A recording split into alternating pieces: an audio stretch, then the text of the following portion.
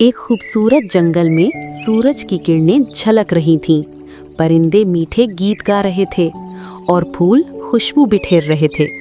छोटा सा खरगोश ब्रूनो अपने गले में सुर्ख रुमाल बांधे खुशी खुशी टापता फिर रहा था। उसके हाथ में एक छोटी सी बास्केट थी जिसमें बेरी रखी थी। अचानक ती चमकती बटरफ्लाई बेला उसके पास आई। ब्रूनो ने खुश होकर कहा, ओ वाह बटरफ्लाई। जंगल हंसी और खुशी से भर गया। फिर अचानक जंगल जरा सा सन्नाटा हो गया। पेड़ों के पीछे से एक बहुत बड़ा सा साया नजर आया। ब्रूनो के नन्हे नन्हे कान खड़े हो गए। उसका दिल जोर जोर से धड़कने लगा। आहिस्ता से कहा, ब मतलब ब्रेव यानी बहादुर। मुझे बहादुर बनना है। दरख्तों के पीछे से एक बड़ा बेर निकला, लेकिन उसका चेहरा डरावनी नहीं बल्कि नरम सी मुस्कुराहट थी।